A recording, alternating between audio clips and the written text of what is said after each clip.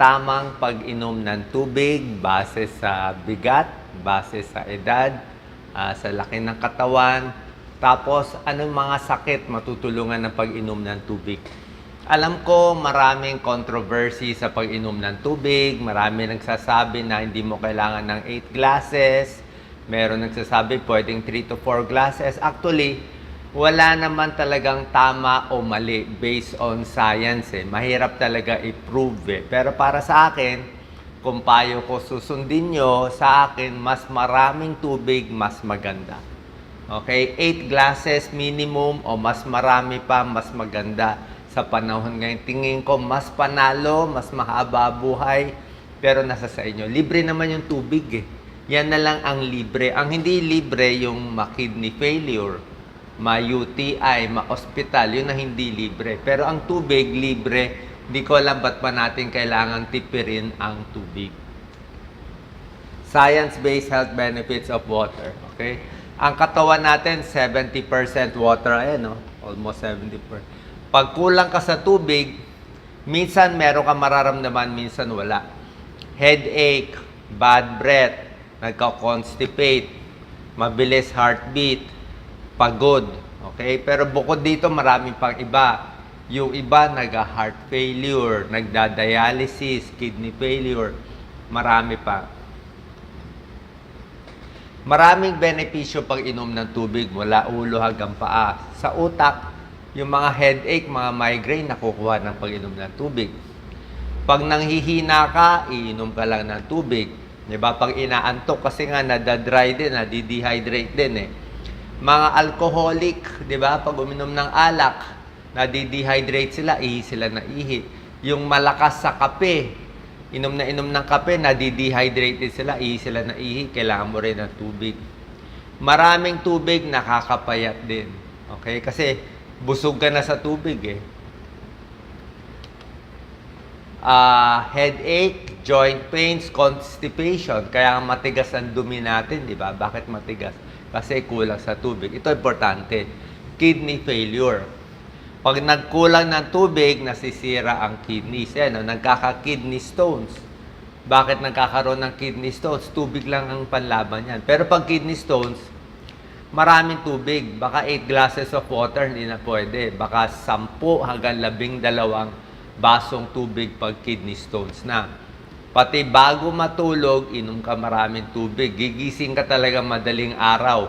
1-2 beses para Paano kidney stone na Nagbuo na May UTI, para gumanda ang balat. Tubig din, hangover. Ang katawan natin, ayan 70% water. Ang lungs natin, 90% water. Okay? Brain natin, 75% water. Dugo natin, halos lahat tubig. Skin natin, 80%. Muscle, 75% water. Kahit ang buto mismo, 25% water. So, kailangan mo talaga. Kailangan ng atay natin. Hindi gagana yung atay, yung metabolism, pag walang tubig. Pag digestion, paano tutunawin ng tiyan, ng bituka kung walang tubig? Laway, kailangan mo laway. Di ba? Pag kulang ka sa tubig, dehydrated ka yan. Pag inom ng tubig, pag gising sa umaga, 2 to 3 glasses. 1 baso pag gising, habang kumakain, 2 baso. Mula tanghali, hanggang hapon, 2 to 3 glasses ulit. Bago matulog, 2 baso, 8 glasses. Pero sa akin, medyo kulang na 8 glasses ngayon. Depende kung nagtatrabaho ka sa labas. Diba? Paano kung global warming, sobra init ngayon, sobra humid, pinagpapawisan ka, kulang na 8 glasses. Baka 3 litro. Yung mga mataas ang creatinine, may kidney disease, stage 1, stage 2, stage 3, tanong nyo sa nephrologist niyo. Sasabihin niya sa inyo, ang kailangan yung tubig, usually 3 litro or 12 glasses of water. Okay, ganun karami.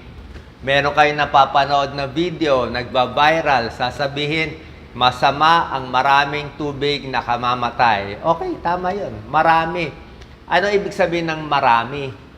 Ang marami, 5 litro. 5 litro, marami. O, 20 glasses of water. Hindi matayabot ng 20 eh. Marami, baka 4 na litro, 16 glasses, medyo lampas na yon. O, yun ang marami. Pero ang 8 baso, hindi marami. 12 glasses, hindi marami. Kaya wag tayo magka-issue sa ganong topic. Ang sobrang dami, sobra-sobra daming tubig. Okay? Pero 8 to 12, tama lang yan. Depende sa trabaho, depende rin sa laki ng katawan. Ito, tingnan nyo maigi. Ginawa ko na ng table eh. Ito yung baso ng tubig. Okay? Na kailangan mo. Ito yung litro. Kasi yung iba, 1 glass. Tatanungin, Dok, ano 1 liter? Ayan, inayos ko na. Ito, kilo. Ano kilo mo? Meron ulit magre-reklamo, Dok, kilo yan eh. Kailangan pounds eh. So, ito, pounds. Okay? So, tingnan nyo ilang pounds kayo. Kung kayo ay bata, bata pa, kunwari, ito, 59 pounds. Yan o, bata. So, pag bata, mga 3 to 4 glasses pa lang in a day. Bata pa eh. Pero pwede na mas marami kung bata. Kung ganito, 119, okay? 119 pounds o 54 kilos, mga 6 to 8 glasses of water, 1.5 to 2 liters, pwede. Katulad ko, 158 pounds ako, lalaki, 8 glasses of water. Mas mataba ka pa, 10 glasses of water. Pero itong graph sa tingin ko ngayon medyo mali na to eh. Ito siguro para sa mga nakatira sa malamig na lugar eh. Pang-Amerika to eh. Sa atin kulang na to. Yang ito sa mga babae, 120 pounds, 6 glasses, kulang to sa tingin ko. Mainit masyado sa atin. Sobra kang mapapawisan. Pwede kung nasa office ka lang buong araw naka-aircon. Pero pag lumalabas ka, messenger, may trabaho, pinapawisan, dagdagan mo 2 basong tubig. Yan, maximum mga 14 glasses of water. Pero depende pa rin yung mga runner, yung iba, mas marami pa. Tulad na sinabi ko, para sa tiyan, para sa balat, pampapayat, kahit sa dugo. Paggawa ng dugo, kailangan din tubig. Paggising sa umaga, very important. 1-2 basong tubig. Magbabaon ka rin ng tubig sa trabaho mo. Kung gusto mo tsaa, pwede rin. Gusto mo lemon water, pag-usapan natin. Gusto mo lemon water, gusto mo buko, o ano, titingnan natin kung ano maganda. Yan, every meal may tubig, bago matulog, tubig, maraming sakit. Sa kidney, sa utak, sa puso, sa tiyan, many disease, kahit sa arthritis, may tulong po. Pag-usapan lang natin konti, lemon water tsaka coconut water. Lemon water, pag konting lemon lang, di parang baliwala lang. Pero pag dinamihan mo konti, syempre may dagdag benefit siya bukod sa sinabi ko pa. Okay? Ang dagdag benefit niya, ayan, pwede mo lagyan lemon water. Huwag lang sobra tapang Siguro sa 1 litro, kalahating lemon lang siguro. Kalahating lemon. Hydration, para sa utak, sa constipation, kidney stones. Ito, pareho lang to sa tubig eh. So, hindi siya added benefit ng lemon water. Ito, vitamin C. Siyempre, dilagyan mo na ng lemon so vitamin C na, may dagdag benefits. Para hindi magkasakit, di ba? Weight loss, pwede, pareho, tubig o lemon water. Baka ayaw mo yung walang lasang tubig, gusto mo may lasa, pwede rin. Ito pwede mo gawing alternative, di ba? Ayaw nga natin ng soft drinks, ayaw natin ng iced tea, ng matatamis, kaya lemon na lang. Sabi nyo walang lasa, at least ito may lasa. Imbis na matatamis, ito pampalit mo. Yung iba kasi ayaw ng tubig.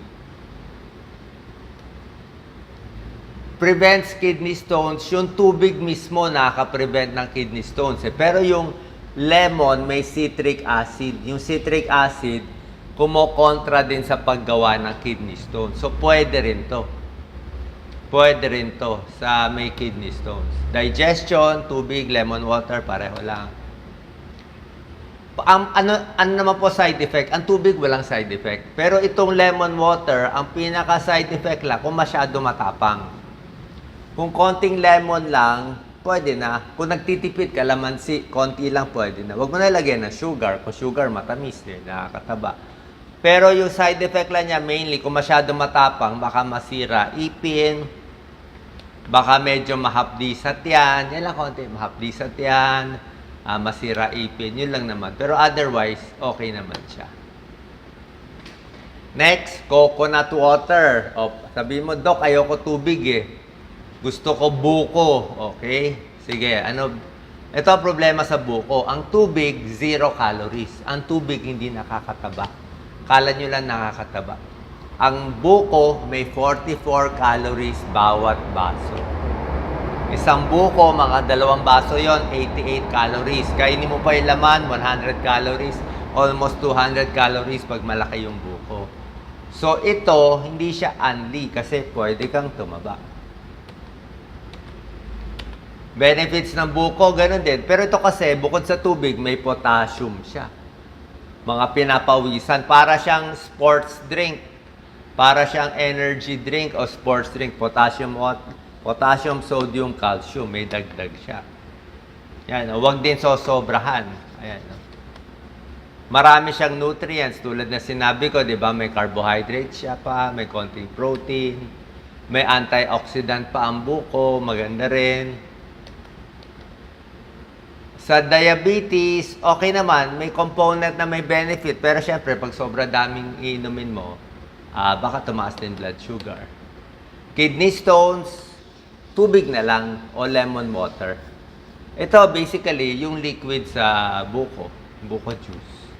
Ay maraming buko juice natin nilalagyan ng matatamis. Ibang usapan na. So, pag lemon water or buko, wag na lagyan na sugar. Para sa puso, okay lang naman ang coconut water. Ito maganda, after exercise, pag pagod, 'di ba? Pinapawisan, maganda yung buko. Pwede siya. Kasi pampalit ng potassium eh. Mga low potassium, pinapawisan, nagka-cramps, pinupulikat, pwede ito. Yung jogging, daily source of hydration, pwede, medyo mura din ang buko. Bottom line, may benefit din siya. Okay? So, sana po nakatulong to. Tubig lang, pag kulang inom nyo. Paano malalaman kung sobra o kulang ang tubig? Tingnan yung kulay ng ihi. Pag ang kulay ng ihi nyo masyado ng madilaw, very yellow, very orange, kulang na kayo sa tubig, habulin na natin.